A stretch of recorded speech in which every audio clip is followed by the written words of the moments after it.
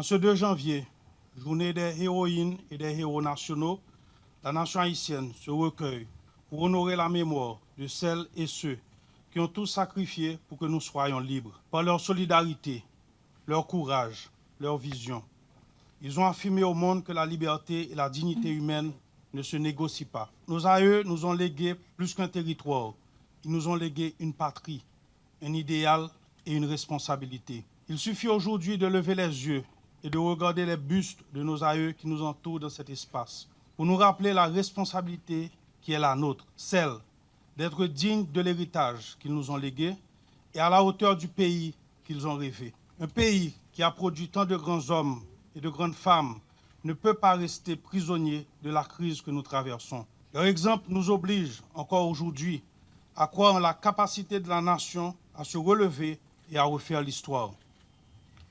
Mesdames, Messieurs, la célébration d'aujourd'hui revêt une portée toute particulière. Pour la première fois, en le 2 janvier, les héroïnes de l'indépendance, Catherine Flon, Sanit Belair, Toya, Marie-Jeanne Lamartinière, Suzanne Louverture sont exposées à leur juste place. Ce geste symbolique nous invite à un regard lucide sur notre mémoire collective.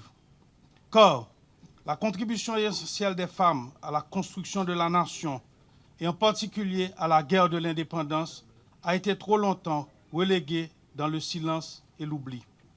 Pourtant, les femmes ont été des actrices de premier plan dans la conquête de notre liberté. Nos héroïnes ont combattu, organisé, résisté, soigné. Elles ont porté au cœur même de l'épreuve la flamme de l'indépendance. Les reconnaître aujourd'hui est un acte de justice historique. Je salue et remercie la secrétaire générale de la présidence, Mme Régine Haddad, pour cette innovation mémorielle majeure qui fait écho à mon engagement personnel en faveur du leadership féminin et à la volonté de notre pays de promouvoir la participation pleine et entière des femmes à la vie nationale. Mesdames, Messieurs, aujourd'hui plus que jamais, cet héritage nous interpelle.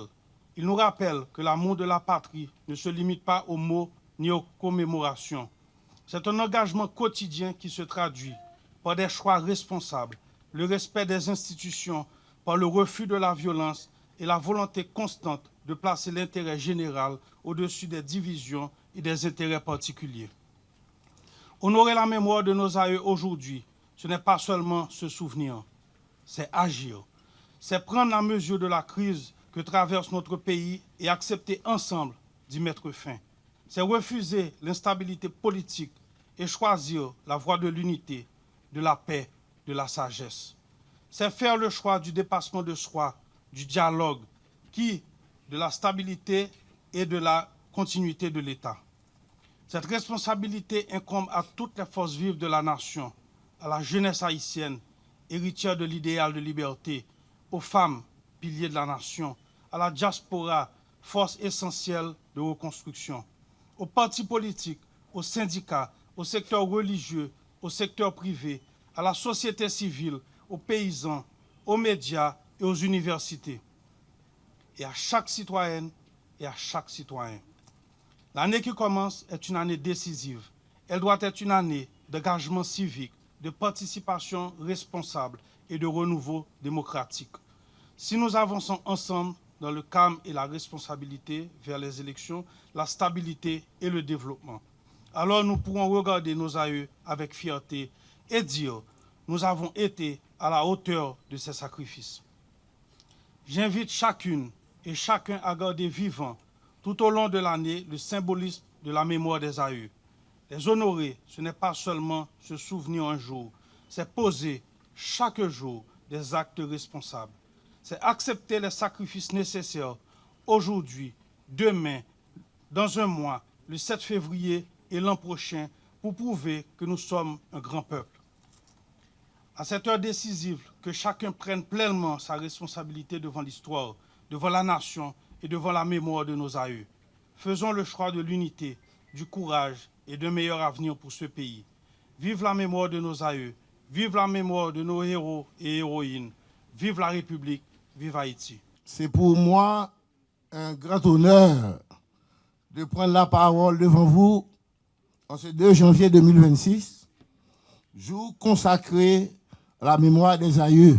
Pour nous les Haïtiens et Haïtiennes, le jour des aïeux comporte une grande charge symbolique, une charge fondamentale. Inscrit dans une perspective de devoir de mémoire, il vise à rendre hommage solennellement aux pères et mères fondateurs de la patrie, héros et héroïnes qui se sont battus sur tous les fronts et ont sacrifié leur vie pour l'indépendance d'Haïti. Commémorée juste après la fête de l'indépendance du 1er janvier, cette date symbolique instituée en 1904 par le président Noah Alexis rappelle les valeurs constitutives de la nation haïtienne. En effet, cette date nous offre l'occasion de remémorer le courage, l'altruisme, la solidarité et la détermination qui ont forgé le caractère de ces hommes et ces femmes qui nous ont légué Haïti en héritage. Soulignons d'emblée qu'une commémoration n'est pas seulement un regard sur le passé. Elle est également pour nous une extraordinaire opportunité de réfléchir collectivement sur notre présent et notre futur, tout en nous inspirant des leçons du passé et des sacrifices incalculables des ancêtres pour nous permettre de relever les multiples défis du monde actuel. Nous sommes aujourd'hui ce que nous fûmes hier et nous serons demain ce que nous sommes aujourd'hui. Dans ce monde marqué par tant de désordre, le doute, l'angoisse et la peur, et où l'on assiste à une véritable crise de la mémoire et de la conscience, le recours à l'histoire peut se révéler une démarche hautement pédagogique dans un mouvement de réveil national. C'est de cela qu'il s'agit comme défi. L'histoire nous fournit les outils analytiques nous permettant d'argumenter, de conceptualiser et d'aborder les grands enjeux sociétaux et les défis du monde actuel. Mon exposé de ce matin n'est pas un cours sur l'histoire d'Haïti, mais plutôt un rappel à caractère mémoriel qui porte sur la nécessité pour les générations présentes et futures d'accomplir constamment un devoir de mémoire envers les mères et les pères fondateurs de la patrie. Unis dans la lutte contre l'esclavagisme, le colonialisme, la ségrégation raciale, ces héros et héroïnes incarnent des visions complémentaires qui nous rappellent que l'unité est la clé de notre résilience et est la clé de toute victoire. D'où toute l'importance du titre que nous donnons à la présente causerie. La portée historique des actes des héros et héroïnes dans la conquête de l'indépendance d'Haïti et en ce jour des aïeux. En commémorant le jour des aïeux, chaque Haïtien, chaque Haïtienne est appelé à reconnaître et à valoriser les immenses sacrifices consentis par nos aïeux, nos pères et mères fondateurs de la patrie, pour nous léguer en héritage d'abord la liberté, ensuite l'indépendance. En cette circonstance solennelle, le ministère de l'Éducation nationale, de la formation professionnelle, s'honore de pouvoir participer à cette commémoration. Par leurs actes, leur bravoure, leur intelligence et leur constance dans la lutte, ces héros et héroïnes ont inscrit leur nom dans l'œuvre fondatrice de la nation haïtienne. Dans le cadre de cette commémoration du 222e anniversaire de notre indépendance et en ce jour des aïeux, le ministère saisit l'occasion pour mettre en relief, sur la demande du Conseil présidentiel de transition et de Mme Haddad, nous allons mettre en relief le travail de 5 femmes. Il s'agit de Abaraya Toya, dit Tante Toya, Suzanne Simone Baptiste, l'ouverture, Sanit dit Suzanne Belair et Marie-Jeanne Lamartinière.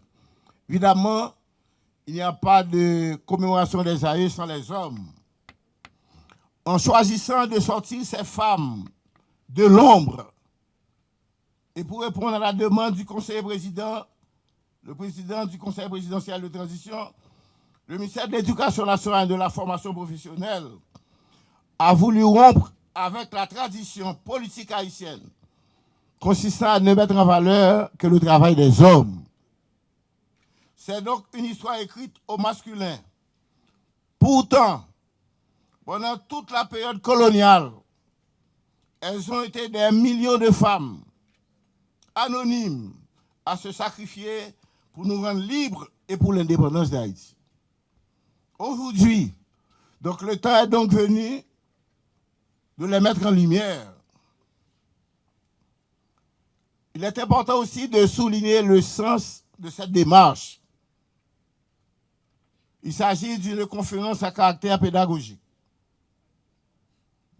qui vise à interpeller toutes les composantes de la société haïtienne, notamment la jeunesse. Parce que pendant toute la période de la lutte contre la domination coloniale, les femmes se sont illustrées par leurs travaux. Danger a toujours gardé nous et puis nous diviser. L'ennemi a besoin de route pour le faufiler l'école. Situation n'a vu aujourd'hui. Son exemple vivant. C'est petits frères, petits cousins, petits familles nous qui ont tiré les âmes sur nous, qui empêchent le peuple à vivre. À nous-mêmes, pour nous unir tête nous. Pour nous montrer nous à la hauteur de défis qui devant nous là aujourd'hui. Quand on gagne près de 5 millions de monde en état de grande vulnérabilité. Et il a ça, des salines qui étaient pour nous. Héroïne, par contribution, montre nous, il faut nous coller les épaules avec les épaules pour nous rebâtir le pays et son bail qui pousse.